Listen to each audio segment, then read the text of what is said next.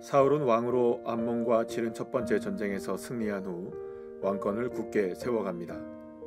그런데 왕위에 오른 지 2년째 되던 해에 잠잠하던 블레셋이 엄청난 군대를 이끌고 이스라엘을 향해 진격해 왔습니다. 이스라엘 사람들이 위급함을 보고 절박하여 굴과 수풀과 바위 틈과 은밀한 곳과 웅덩이에 숨으며 모든 백성은 떨더라.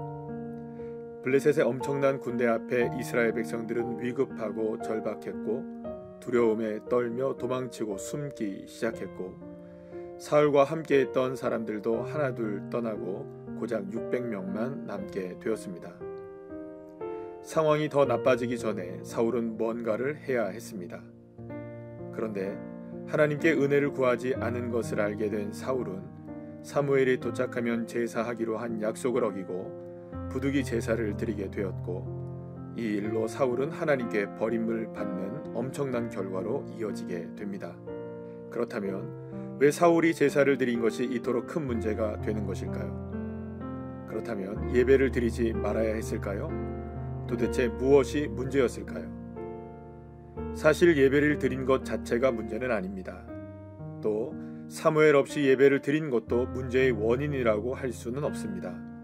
진짜 문제는 예배를 드리는 사울의 태도이기 때문입니다. 그렇다면 사울은 어떤 태도로 예배를 드린 것일까요? 사울은 백성들이 자기에게서 떠나가고 고작 600명만 남게 되자 너무나 두려웠습니다. 그때 예배를 드리지 않은 자신을 발견하고는 뒤늦게 예배라도 드려야겠다는 마음에 부득이하게 예배를 드리게 되었던 것입니다.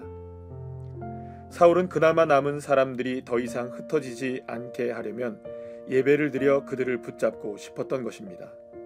그리고 블레셋 군대가 자신을 피해갈 수만 있다면 예배라도 드려야겠다는 마음에 뒤늦게 부득이하게 예배를 드렸던 것입니다.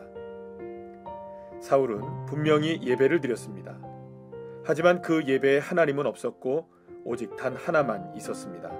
바로 사울 자신입니다. 믿음과 미신의 차이점은 무엇입니까?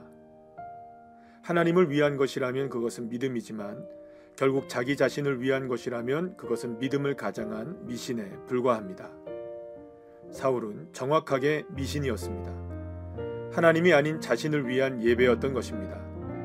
그런데 미신은 두렵고 위급하고 절망적일 때 가장 선명하게 삶을 꿰뚫고 드러나게 된다는 것을 사울을 통해 알게 됩니다. 그렇다면 나는 어떻습니까? 두려울 때, 위급해질 때, 절망적일 때 나는 어떤 선택을 합니까? 믿음입니까? 미신입니까? 하나님입니까? 나 자신입니까? 너희는 두려워하지 말고 가만히 서서 여호와께서 오늘 너희를 위하여 행하시는 구원을 보라. 여호와께서 너희를 위하여 싸우시리니 너희는 가만히 있을지니라. 누구에게나 두렵고 떨리는 일들은 다가옵니다. 그러나 바로 그때가 오직 하나님만을 갈망하는 자리로 나아가는 믿음이 필요할 때입니다. 두려우십니까? 위급하십니까? 떨리십니까? 그렇다면 나의 선택은 무엇입니까? 하나님이 나와 함께 하심을 믿고 의지하며 주님만을 바라보는 믿음의 자리로 나아가십시오. 바로 그때 하나님의 은혜와 능력을 비로소 알게 될 것입니다.